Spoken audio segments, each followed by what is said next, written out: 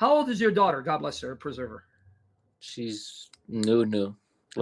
Okay, I have a Sunni Muslim. He wants to arrange marriage with your daughter. He's around 50 years old. He wants to now write a contract with you that your daughter will be my wife, and when she's 9, I'm going to marry her and consummate the marriage. Yes or no?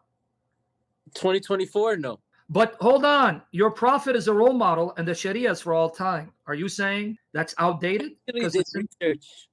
In the 1800s in America, they allowed 10-year-olds to get married. Last time I checked, America wasn't a prophet from God, but your prophet is, right? No, that's true. But I'm just going with civilization. Oh, wait. So you're going to use the corrupt Sharia of the kuffar to justify the filth of your prophet. I thought your prophet's better. I don't know. I'm just saying people thought it was normal even 200 years. But didn't Allah know it's not normal? I thought Allah knows everything.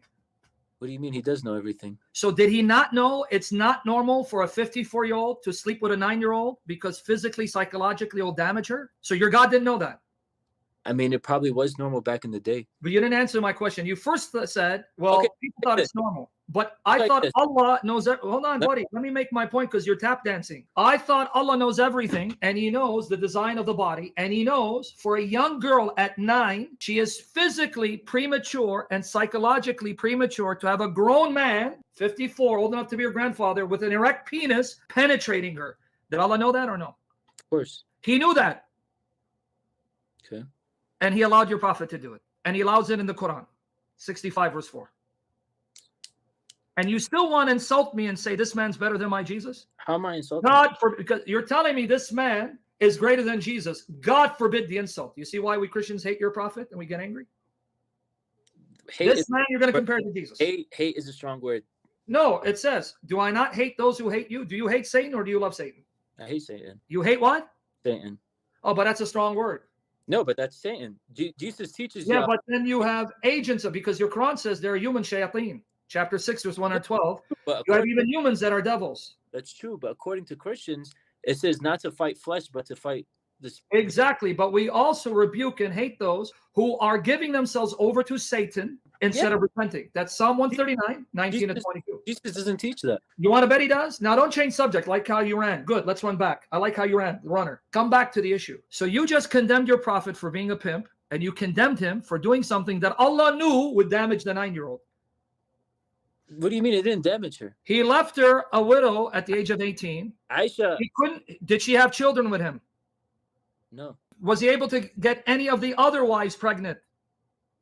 He got Khadija pregnant. That's before, and even that's debatable. The Shia deny. But could he get her pregnant? Aisha. Ooh. Possibly. Where? You mean what? The baby died? So no. Muhammad, you're telling me, she didn't. A 9-year-old. Couldn't get her pregnant, left her a widow at 18, so she couldn't marry and have children with anyone else, and she dies years later in her old age all by herself. And you're saying that didn't do any damage to her? Time out, Uncle Sam. Hold on real quick. Well, don't call me Uncle. Well, before you ask me, I want to ask this. Let's say Aisha was your daughter. Be honest with me. Your daughter, the one that you love. Well, I'm not. Let me make the point, then you can ask me. Let me just make the point. Right now, if it No. Let's go to the time Muhammad. You're at the time Muhammad. Yeah. Your daughter. Yeah. You want me to make can I make the point? You just said, yeah, you buried yourself. Let me just make the point before you say and embarrass yourself live. You're living at the time Muhammad. Your beautiful little angel, that little angel, whether it's Muhammad or Abu Bakr, they want to now marry her when she's 9, and they're in their 40s and 50s. They marry her, they die, leaving her a widow. In the case of Muhammad, let's take Muhammad. He then leaves your daughter a widow at 18. She can never marry. I want you to say I'd be okay with that. 2 things. No, say I'll be okay with it. You said yes. 2 things. One, we're actually encouraged to marry widows in Islam. That's not what I asked you. See, I'm just saying. No one could marry Muhammad's wives. The reason why Aisha didn't get married was... No, the Quran says you can't marry Muhammad's wives. That's in the Quran. It's out of respect. It's not. No, it's because Muhammad said they're your mothers. In his world, they're your mothers. So he made up this rule so you don't touch them. So don't change the subject, my friend. Get to the point. If your prophet married your 9-year-old at that time, you're living at that time, and he left her a widow at 18, no children, to die a widow, no children, I want you to say, I'm okay with my prophet doing that to my daughter. I want it recorded. He said, I want it recorded. Look, because it is recorded. I want to hear it. I want people to see what Islam does. Say it. That question. You can't even answer it. Yep. You can't. Your heart is convicting you. That's a spirit. Every man will say no. You know. Say it again. Every man will say what? No. This day and See? age.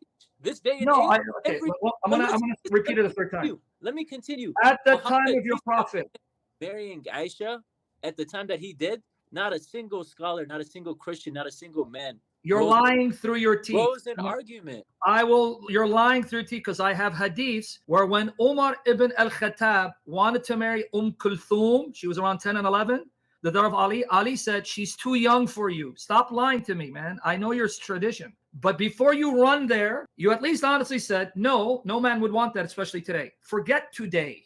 Let's go back to the time of your prophet. You're there, 7th century. You cannot, with the wisdom and knowledge that we have now, you cannot say. So guys, he just showed you Put yourself modern technology. Well, let me repeat what you said. Did you hear what he said? He just said, with our knowledge today, we just proved Allah is an ignoramus. He's really Satan, because if Allah knew everything, he would know that technology would catch up to the Quran and showing how evil this is. So thank you for destroying the Quran. I'm saying a long time ago, girls got married at 10 and 11. And did Allah know that would be bad back then? It's not bad. We're the people. Oh, it's okay. It's good. Humans. Time out. We're the humans that made it bad. But did Allah know it's bad? And could he have stopped it like he stopped adoption? It's not bad. A girl getting married when she hits maturity is not bad. Your hadith says she wasn't mature. She was still playing with dolls because she hadn't reached puberty. Look, yeah, look, uncle. Yes. Look. Right so now, wait. I'm going to throw you out if you don't listen. Listen, because now you're running. Did Allah know that a 54-year-old sleeping with a 9-year-old would be bad for her? Because later on, modern technology would confirm. Did he know that? Yes or no? Did he know it was bad? It's not bad. It's not bad. It's okay. So you'd be okay for a 54-year-old to mount your daughter and have sex with her.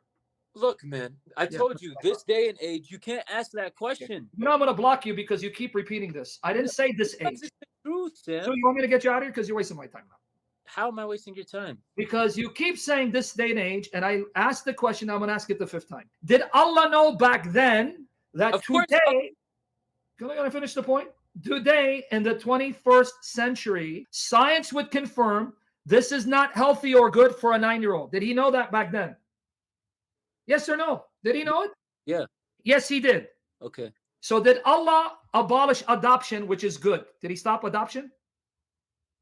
Yeah. So now notice, listen to yourself. It's recorded. Go back and listen. So I want everyone here. Allah stopped adoption, which is good, in the 7th century. And Allah knew that today science, 21st century, would show it is not healthy good for a 54-year-old to mount a 9-year-old, but that he didn't stop, he allowed it. And you don't see the problem. Poor you, man. Hold on, bro. Hold on. That's what I thought. Poor you. I feel bad for you. What I thought. But even that's what I thought. Like I said, back in the day, girls got married at a very young age. Okay, let's go to something else because you just refuted that very point. Did Allah know? Did Allah know back then that when you get married to a young girl, it was not healthy for them? You said yes, he knew that. So stop repeating that argument. Let's go to something else. You want to have a conversation? Because you just destroyed your religion. Let me just end it with this. Today, this day and age, 18-year-old girls don't get married because they're too young. Did you not just say, we got you recorded, Allah even knew back then in the 7th century, he knew back then, what we now found today, 21st century, that a 54-year-old sleeping with a 9-year-old is not healthy for her. You said, yes, he knew it. That means if Allah really cared for children, he would say to the people, the hell with you and your practice. Don't do that, like he stopped adoption. Why did he stop adoption when it was good, but he didn't stop this when this was evil? Can you answer that question? Why did he stop adoption? He canceled adoption, which is humane, but he didn't stop this practice, which you even admit harms a young girl. Why? Why stop a good practice, but not stop this evil practice? Because for one, adoption leads to other things. That's why they stopped it. What other question do you have? I don't want you to embarrass yourself. It's okay. You already did damage. So what's the next question you have? Go ahead, Suhail. When you go back and listen to yourself, the Spirit will convict you. You'll see. You're going to say, wow. When we're done, go back, listen to this. By yourself, close the door, listen. You're going to see how embarrassing this religion is.